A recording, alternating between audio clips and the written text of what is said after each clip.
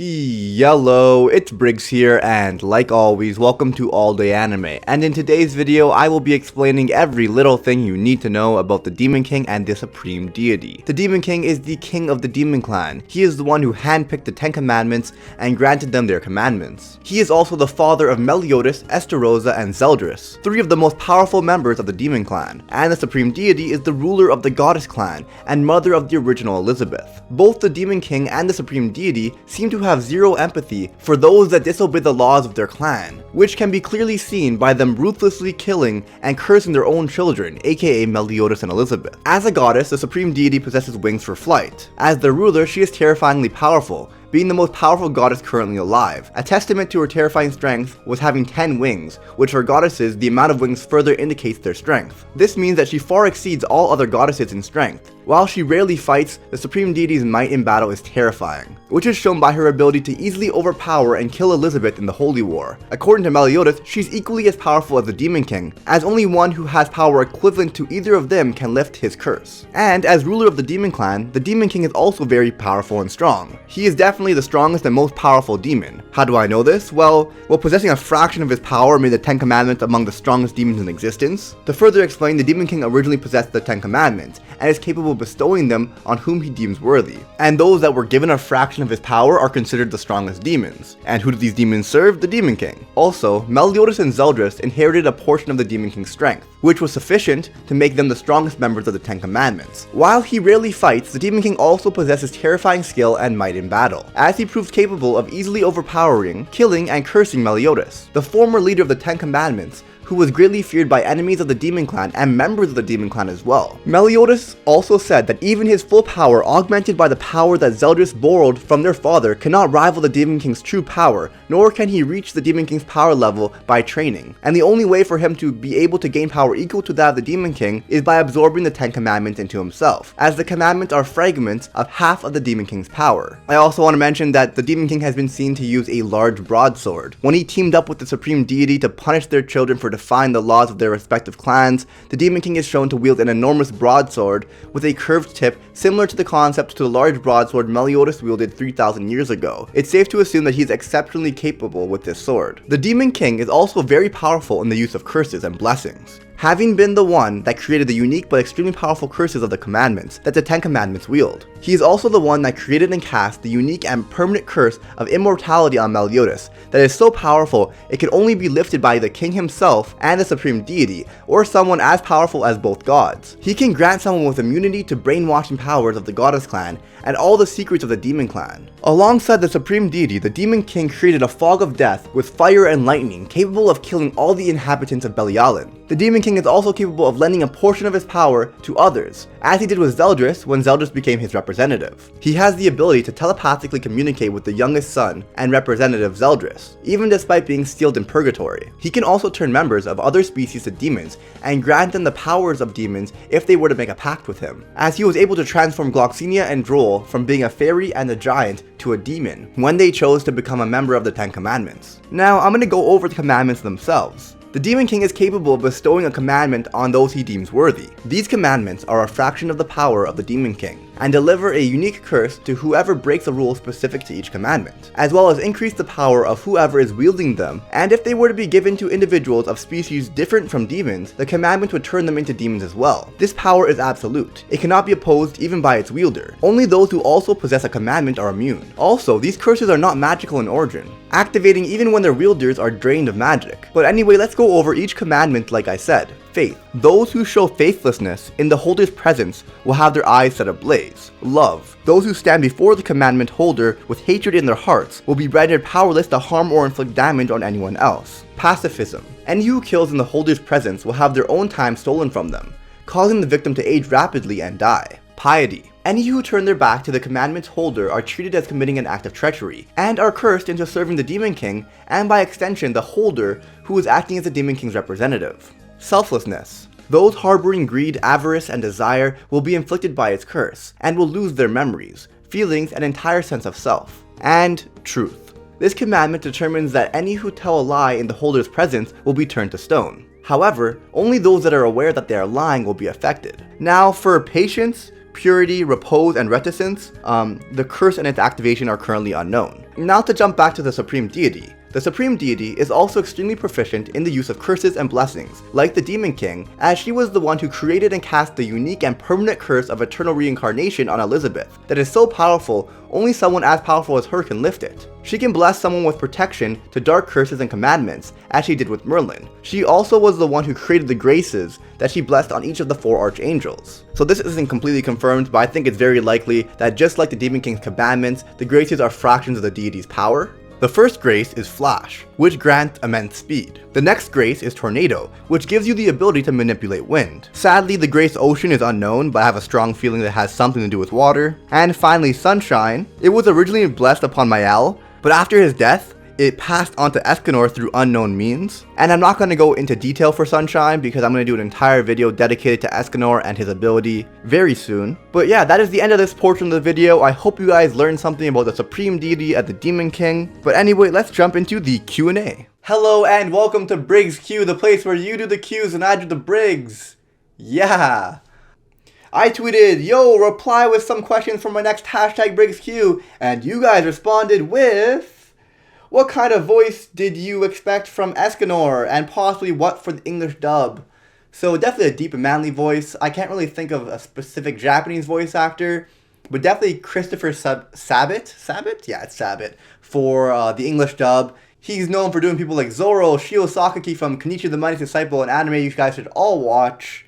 Just like manly people like Armstrong from Fullmetal Alchemist Brotherhood. He does basically everyone from Dragon Ball Z. And yeah. Adin Plore asks, favorite anime, Kenichi the Mighty Disciple. Favorite anime character, Haro Nijima from Kenichi the Mighty Disciple. Or Sanji #2, just to say someone you guys know. Favorite anime opening, the first opening from Fullmetal Alchemist Brotherhood. It's absolutely fantastic. Favorite AniTuber, ooh, this is a hard one. So it was definitely Giguk for a long time. And then Nux Taku and like Too Spooky just below that would be my answer. But recently I feel like I haven't really been watching as much Giguk as I used to. I'm not as much of a fan. I feel like his content's starting to change, and I started to change over the years. So my answer is probably Nux and Too Spooky. I don't know. It's a hard one. Can I say myself? I'm going to say myself. I'm my favorite AniTuber. Anime Recon, briggsQ. You have one choice to vote for one show to keep airing and one to be removed forever. One Piece or the 7 Deadly Sins. I would say this is a hard one, but I've been watching One Piece for like over 10 years now. I need to have an ending. So, sorry, the 7 Deadly Sins, but you're fired. Nani asked who has the worst burden of all the 7 Deadly Sins, and he even included what he thought, which would be Bon, and I 100% agree. Like, his whole backstory with Elaine, his backstory with like those wolf people, I'm gonna get roasted. This is a 7 Deadly Sins video too. Fuck my life. And like, oh yeah, 100% Bon. I don't even want to get into this. Some dude people call Super. Are you an ass man or a tits man? I feel the world needs to know. The same old question. Since the dawn of time, men have pondered, tits or ass. I feel like I'm an opie type of guy. I definitely have a strong admiration for both, and I think a combination of both is ideal. But I'm going to have to say opie if I had to give an answer. briggsQ, does your girlfriend like anime? See, she rips on anime, pretends that she doesn't like anime, but then I introduce her to Death Note and she watches it all and likes it. And then I introduce her to Steins Gate and she marathons it all and likes it. And it's like, I think you're lying to yourself, honey. Ish asks, I have a question. You think they will ever continue Kenichi like more animated episodes? So the anime ended. I was pretty confident nothing was going to happen. And then they released like 12 to 13 OVAs. And I was kind of like hopeful that there was going to be like, because there's so much more content with the manga. And the manga is actually pretty good. Like I think the adaptation brings it to another level. But the manga is still good as well. And there was a lot more source material. So I thought there was always a chance. But so much time has gone by. And the ending of the last OVA was really one of those go read the source material type of things. So I've kind of given up on it. The manga and the anime is both amazing. I just watch and read it all. FV asks... Oh, I feel like I just butchered your name. What's your favorite kind of rice? I like couscous. I don't know. Fuck my life. I don't know. I'm not really a connoisseur of rice. I don't know. I'm maybe a little bit ignorant. I don't really know much about it. I like quinoa better than rice, and I feel like I eat like brown rice. That's definitely not a good answer. Okay, I'm just gonna move on. Zeno Z, what kind of games do you prefer? Single player or multiplayer? Multiplayer. Maybe tell us some of your favorites. So I guess like Borderlands 2 is still like a campaign single player type of thing, but I always played it with people, so I'm gonna count that as multiplayer. That's one of my favorite games. I also really liked Reckoning Kingdoms of Amalur, actually much more than Skyrim. So Reckoning's up there. That's actually a single player game. Um, but yeah, the reason why I say multiplayer is because I play so much PUBG, I play so much Call of Duty, played so much Halo, so much Gears of War. Gears of War also had a fantastic story as well. So I'm gonna have to say multiplayer. My favorite three games are probably Gears of War, Reckoning Kingdoms of Amalur, and Borderlands 2. Nux, in 4 words, can you describe the greatness of the Buggy arc in One Piece? Not that great. That's 3 words. Fuck my life. The future pirate king. Done. Um, why is Sakura such an OP character? See, you must have an extremely high Q to understand the subtle nuances of Sakura. Uh, she's so bad that it turns around and she's somehow overpowered. Fuck, I should have read these questions before going into this video. Fuck my life. Ice Crow, are you also sad because of Mon Speed? I am, and I'm not going to say why. Because spoilers. Kuba, will you ever make a video about the 4 archangels? I will. briggsQ, do you have a moment to talk about our Lord and Savior Gold D. Twigo, the 7th Hokage? Fuck.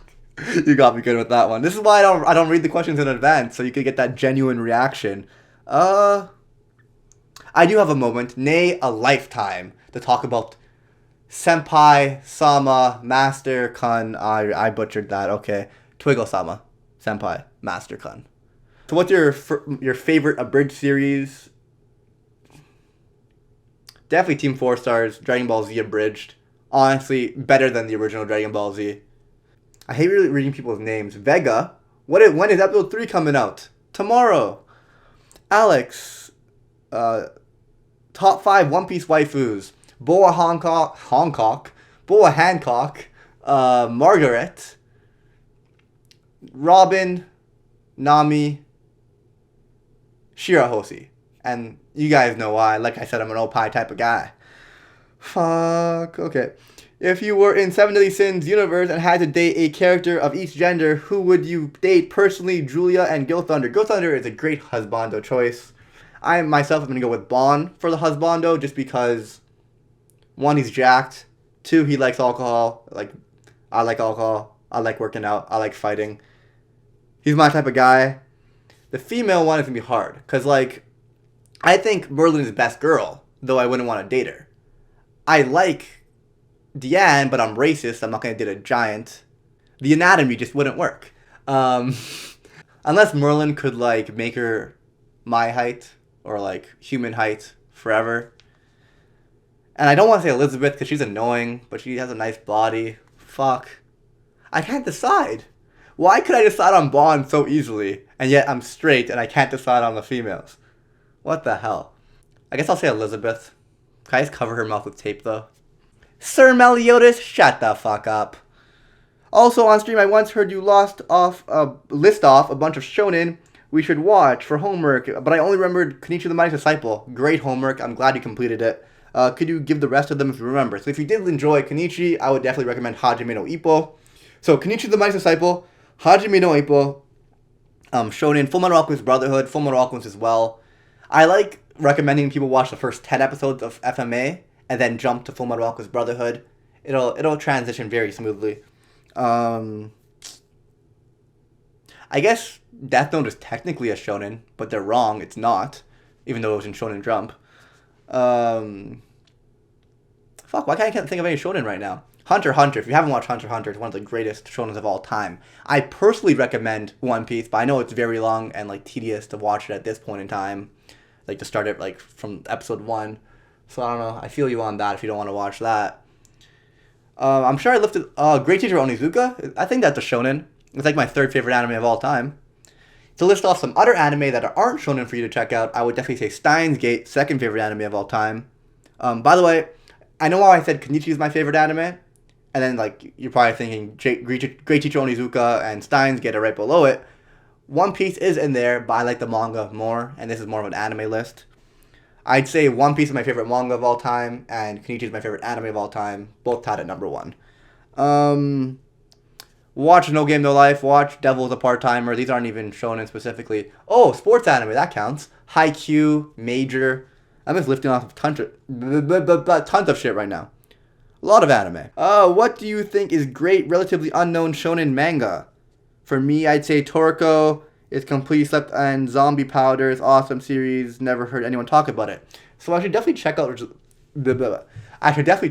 Zombie Powder. I'm much more of an anime guy. I tend to read manga when it's extremely hyped, or if I watch an anime and then it's like, oh, go read the manga, go read the light novels. I'll usually end up doing that. I'm a sucker. I need an ending to a story, but I'm not immersed enough into the manga realm to like know of like hidden manga. I'm more of an anime guy personally.